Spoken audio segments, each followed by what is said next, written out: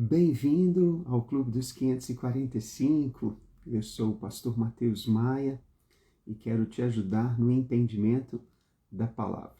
E por isso, sempre de segunda a sexta-feira, às 5h45 da manhã, eu estou aqui com a graça de Deus, sempre que possível, para juntos fazermos uma devocional de um capítulo da Bíblia.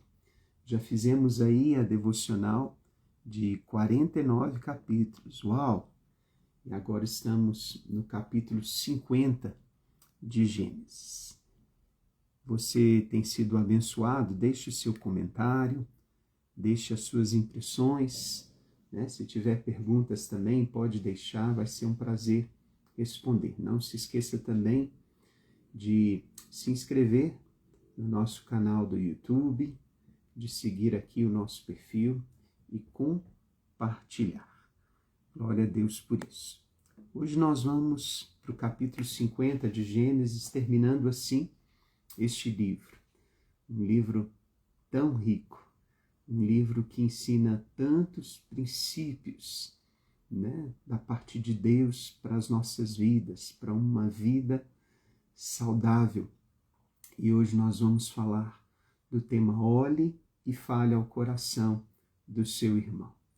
Você tem este costume de olhar para aqueles que estão ao seu redor, para aqueles que o Senhor coloca, né, na sua vida, e falar-lhes não apenas aos seus ouvidos, mas ao coração dessas pessoas, entender o coração, e é isso que a gente vê aqui nessa história.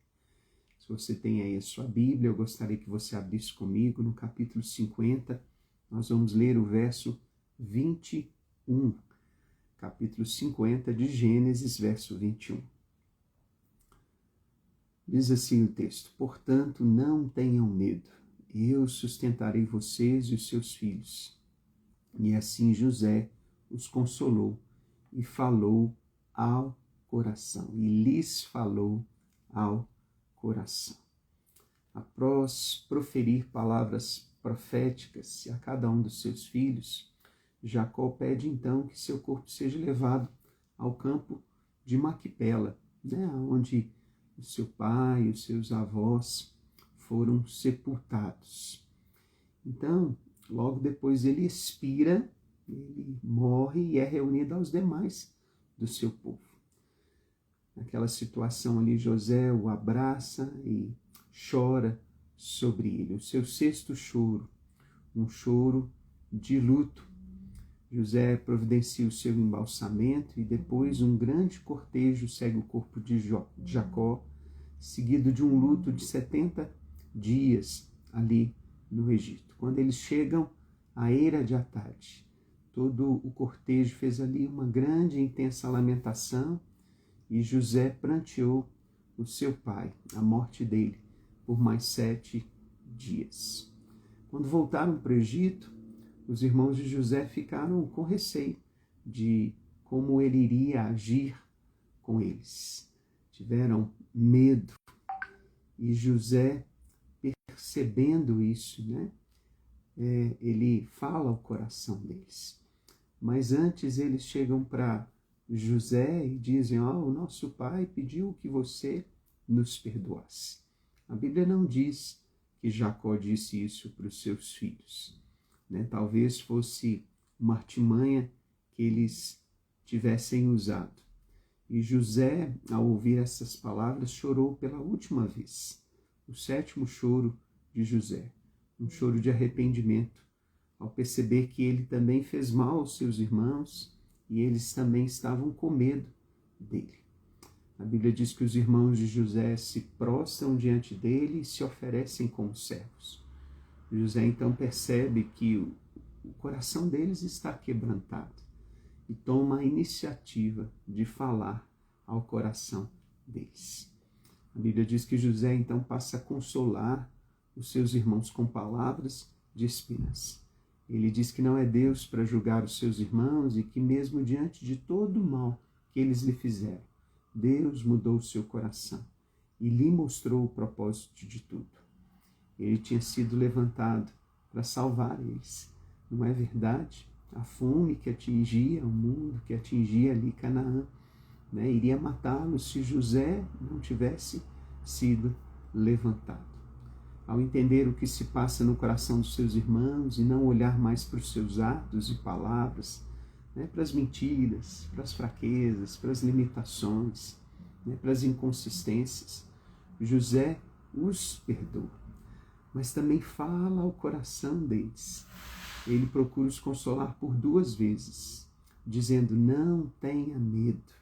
Tanto o verso 19 como o verso 21 desse capítulo, né, José diz isso. E José agora ocupa um papel de restaurador. Jesus também nos ensina a ter um coração sempre disposto a perdoar e nos reconciliar com o nosso irmão. Ele nos mostra que mesmo ofendidos precisamos estar dispostos a buscar seu coração. E qual é o coração de Jesus? É um coração perdoador, um coração reconciliador, um coração restaurador.